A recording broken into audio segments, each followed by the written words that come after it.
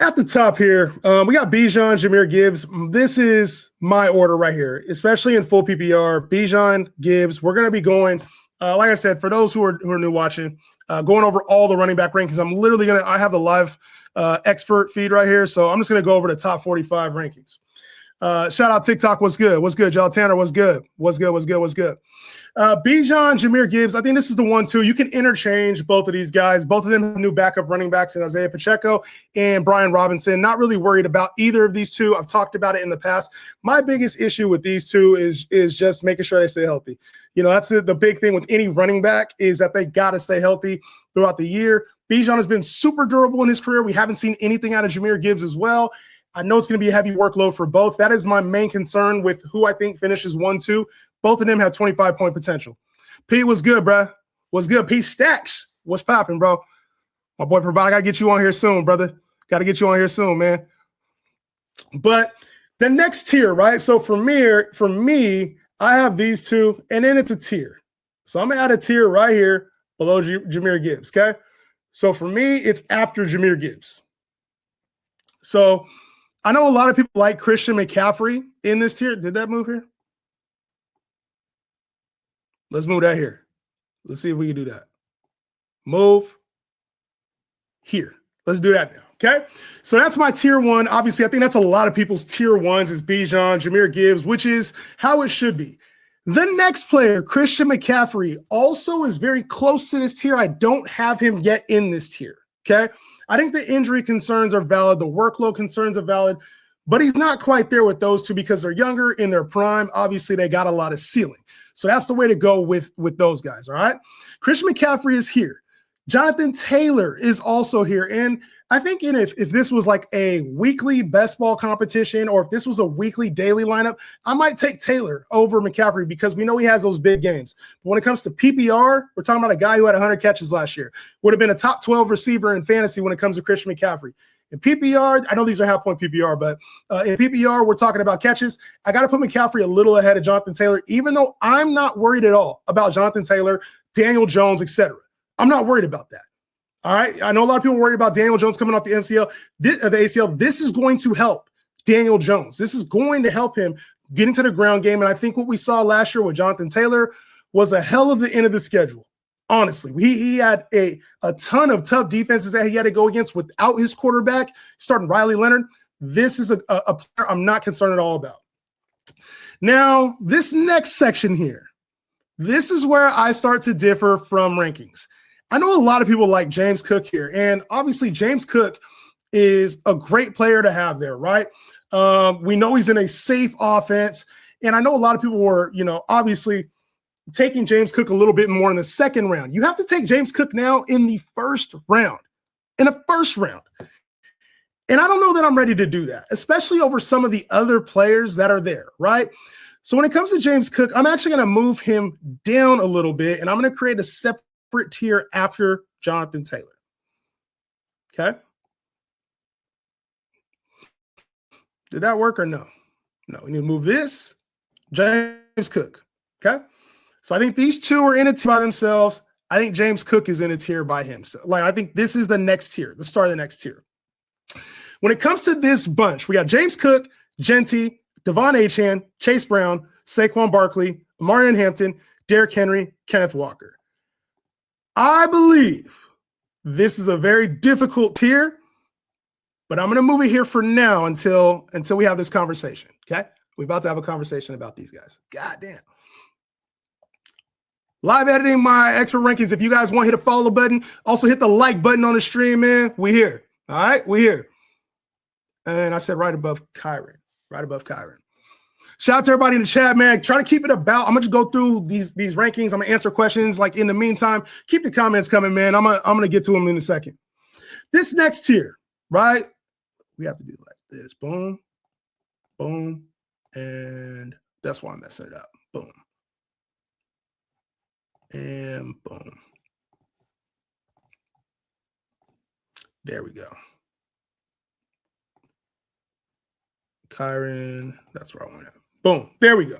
This next tier is really interesting, right? Because I think there's a lot of floor plays. There's some upside. And I also think that there's some big question marks here, right?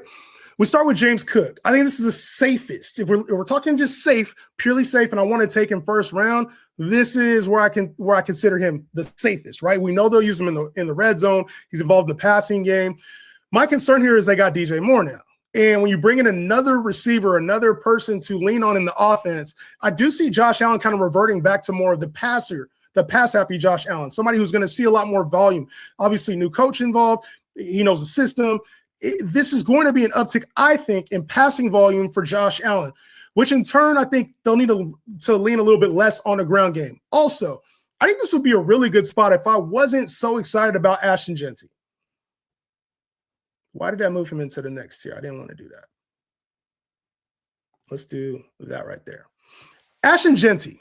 Now, last year, I told y'all, like, I wasn't super excited about Ashton Jeanty, and it is what it is. Like, I wasn't excited about him as a rookie going where he was. Now, we're talking, I saw one of the comments came in and says, why is everyone high on Jeanty? You're talking about a new offensive coordinator, your new coach, in Clint Kubiak. We just saw what he did in Seattle with that offense. It will go. You talk about weapons, right? You have Brock Bowers and Jeanty. That's really the weapons on this team. Receivers, when it comes to receivers, Jalen Nailor, Trey Tucker, and then maybe Jack Bech if they don't bring somebody else in. That's it.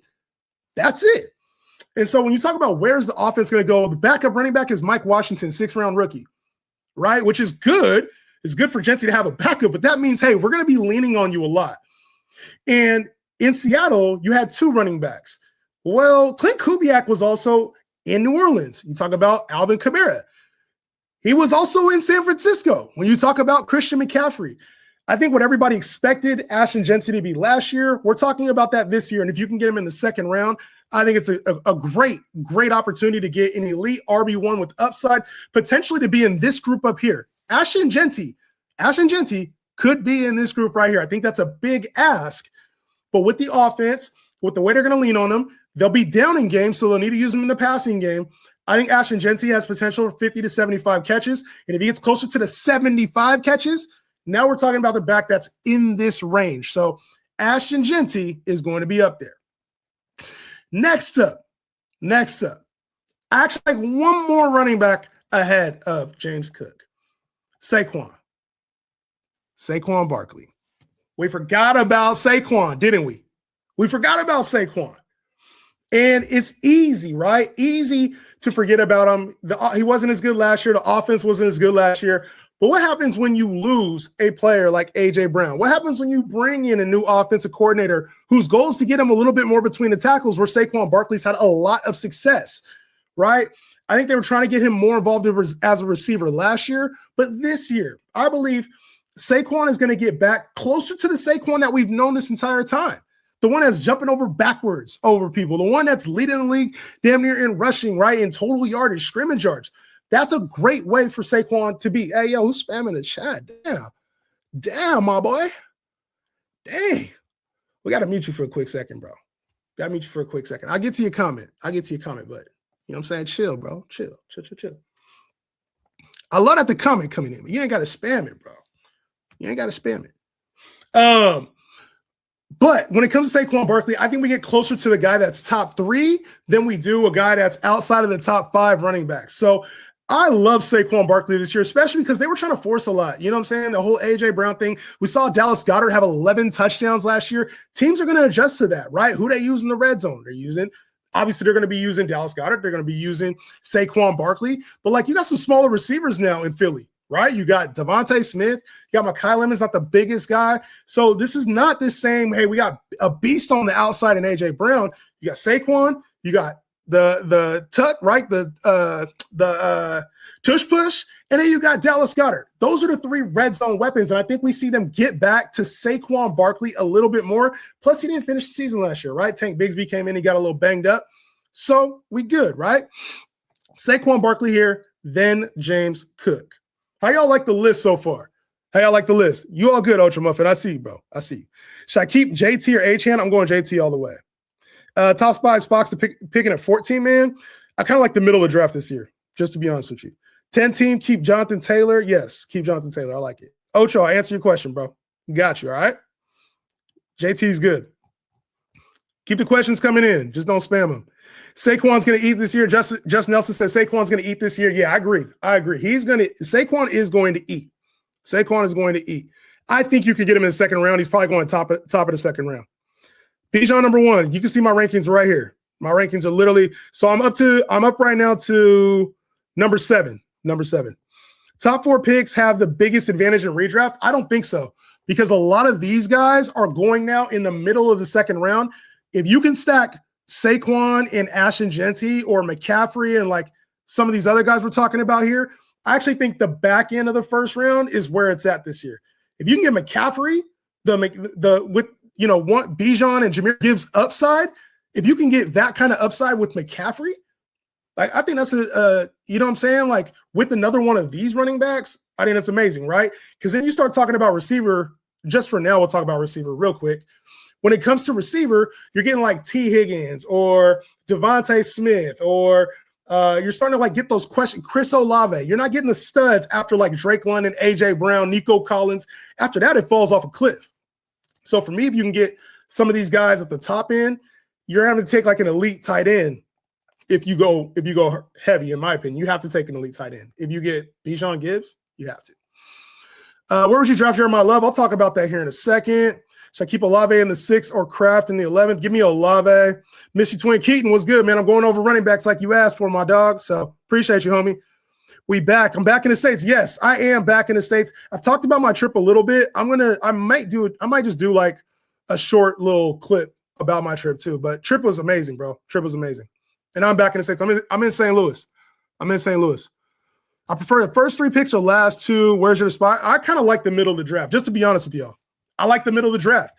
I like being able to kind of see how the board is playing out, because there's a lot of players who fall currently right now. Maybe once we get closer to the actual draft, things will change. But right now in July, before training camp, I really like the middle of the draft. I feel like I'm getting a lot of good steals. So let's have that question or come August, right? And if you're drafting right now, I got to go through this. If you're drafting for your redraft league right now, y'all need to talk to the commissioner, bro. Scrap the draft. Do not draft until mid-August. Why are we doing this to ourselves? If you're going to draft, redraft, make sure it's in August. Make sure it's after some games have been played. Some injuries have happened. Training camp has happened. Why are we drafting before training camp starts? It makes no sense to me. If you're going to draft and redraft, make sure it's in August, middle of August, preferably after 2 or 3 preseason games been played, man. Y'all drafted before training camp. Shame on you. Let's finish out this tier. All right, let's finish out this tier. I'm going to get to more questions, guys. Just a minute. Make sure y'all hit the follow button, man. If you're here for the first time, don't make it the last time. Hit the follow button, like button, man. Like up the stream, bro. I ain't been on, you know what I'm saying? I ain't had 100 likes in a long time, bro, on YouTube. I ain't had 10K likes on TikTok in a long time, man. It's been a while. Get me back up to where I'm supposed to be at, man. I'm going to get y'all the information y'all need either way. Either way, we good. You already know. All right, next up, after James Cook, I think there's some very questionable names here. You got Devon Achane, Chase Brown, Omarion Hampton, Derrick Henry, Kenneth Walker. And I think in full PPR, right, the one I'd want the most is I'm going for the upside play in Omarion Hampton. We got a new offensive coordinator. Mike McDaniel is there. Their plan is to run the football, right? Run the football. That's their plan. Offensive line, getting healthy, right?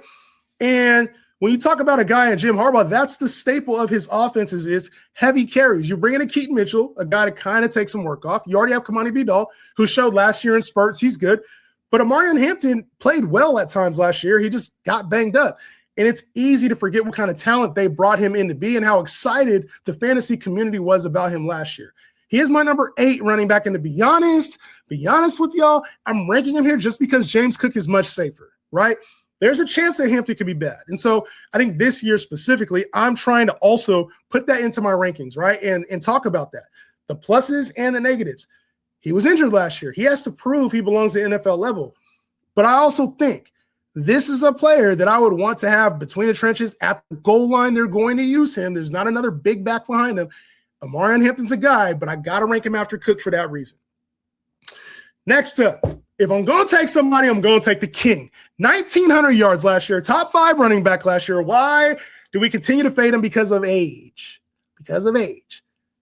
Derrick Henry is going to be Derrick Henry, and I know it comes in spurts sometimes, right? Sometimes it comes in big touchdown games. Sometimes it doesn't. But with Derrick Henry, the one thing that you know is you're going to get a very strong season if he stays healthy, which for the most part, he's been a pretty healthy guy his entire career. He had the season where he had 1,000 yards and he got hurt in like game 8. He would have ran for 2,000 that year.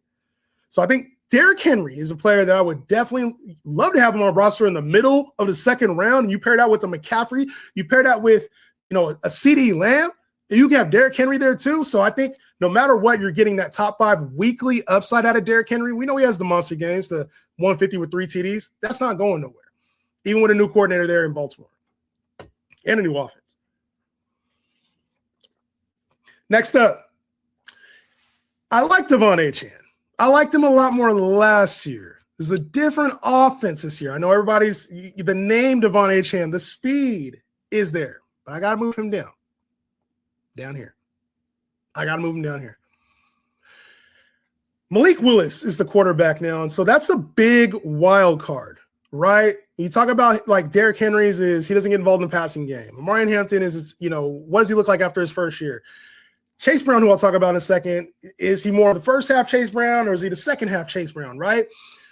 And then De'Von Achane is like, this is a huge wild card. What is this offense coming from Green Bay? What is this thing going to look like, right? It's not going to look like Mike McDaniel's offense. Is he going to be as involved as a receiver? Can he stay healthy? He's already banged up and dealing with injury right now, right? So I think we got to move De'Von Achane down until we see what Malik Willis looks like as a quarterback. It looked the part last year. But how does it look when teams have footage on him? They got to scout him as the QB1 this year. When they're playing from behind, if De'Von Achane gets banged up again, is he playing through it? Like, there's a lot of question marks I have about Achane in general. I'm staying away at this range. I think if after these running backs, if he falls to you in the draft, cool. But right now, I'm 5 spots down at the running back position according based on these experts.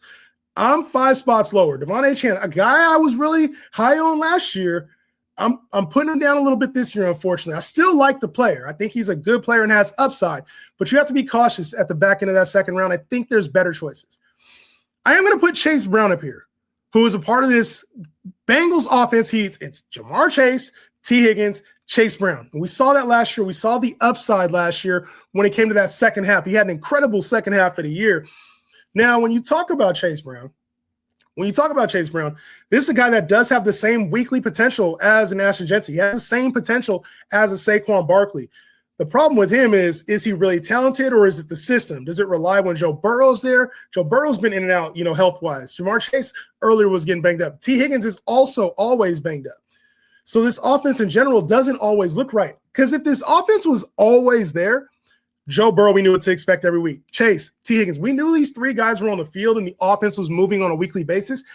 I don't think it would be a question. I'd have Chase Brown up here above Omarion Hampton. I would have Chase Brown here. But the problem is we don't always know that with this Cincinnati offense. So a full season of this Cincinnati offense, I'm going to be wrong about Chase Brown. He's going to be much higher. But if we get the Cincinnati offense we've been getting over the last few years, which is sporadic injuries, Chase Brown is probably going to be somewhere in this range when it's all said and done. I'm not saying he can't have top 5 weeks, and I think that's why people love Chase Brown. They like taking him a little bit early. I'm not saying that can't be the case, right? But what I'm saying is the risk is more so with the offense. It's with the other players. And I don't think that's a bad thing. I don't think it's a bad thing to take Chase Brown. I think it's a bad thing to take him over some of these other backs. And then Kenneth Walker. Probably the more questionable name. Like I have him, it's a spot higher, but I would rather have him over Achane. The problem with Kenneth Walker is he hasn't put together a full season. I would say that's the biggest issue with him. You go and put together a very strong postseason. You get paid, which is great. I want to see Kenneth Walker get paid, right? I love that. And now you go to a prolific offense with one of the best quarterbacks in the league, an explosive offense. You get Eric Bieniemy back. Eric Bieniemy, for those who don't remember, loves to run with 2 backs. Sometimes the backup ends up being the guy that we end up loving in the second half. We're always drafting, the backup. Oh, when's he going to break out? It's like sometimes that happens with him, right? Kenneth Walker expected to take the majority of the workload, which is fine. But can he stay healthy throughout the season is the big question mark. And I think with Walker, you also have to remember they have red zone guys, right? Rashee Rice, early drafted in fantasy for a reason. He's going to get yardage. He's going to get touchdowns. Travis Kelce, going to get red zone looks. You got Kenneth Walker. You have Justin Fields now, who the team might use in different situations, right? I know that sounds weird. I know it sounds weird, but there could be a tush-push scenario with Justin Fields. There could be some scrambling in the reds. Like, just trust me. I think Bieniemy is going to get creative with Justin Fields. You don't bring him in there for no reason, right? But with Kenneth Walker, if he can't touch the ball 25 times a game, I don't think he's going to help us in this top 10 category. And I think that's the biggest issue I had. If I knew he could stay healthy and I knew he could tote the rock 20 to 25 times each game, I would take Kenneth Walker there. For that reason, I'm kind of out on Kenneth Walker at cost. Now, down here, after the top 10 go, now I'm interested. But for now, I'm out on Kenneth Walker at top 10 ADP. I've seen him start to creep up here in this range, and I don't like it. I don't like it at all. He's always needed a second back. If anything, it wouldn't be surprising to see Amari DiMercado get more of the passing game work, and they leave Kenneth Walker strictly to like the carries. And that's kind of what I was alluding to with the back, right? With the second back in this offense. Isaiah Pacheco had a year where he looked solid, didn't necessarily pan out. Clyde Edwards-Helaire had a couple games where he looked solid, didn't necessarily pan out. When's the last time we really seen a Chiefs running back look the part for an entire season? Somebody tell me in the comments. Somebody tell me in the comments. When's the last time we've had a very strong KC running back? Somebody tell me. Somebody tell me. Jamal Charles, is that really it? Damn. And Kenneth Walker's going this high? Even though they paid him, that's fine. Kareem Hunt. Kareem Hunt was the backup for a while, right? It's Kareem Hunt. He was kind of like, hey, third-round running back, let's use it. He was a bigger back. Hunt. It's been a long time. So I know Kenneth Walker, new situation. It's the last thing we saw. I have question marks about Kenneth Walker. I don't mind him here, but he's never finished as the top 15 back in fantasy. Put it that way. So that's my top 12 right there. I think they're all RB1s. You go Bijan, Jahmyr Gibbs, clear tier. Got Christian McCaffrey, Taylor, good upside week, especially weekly for Taylor. Then Genty's kind of that next tier question mark of question mark running backs. And I think this right here is a very interesting range. How y'all like the top 12?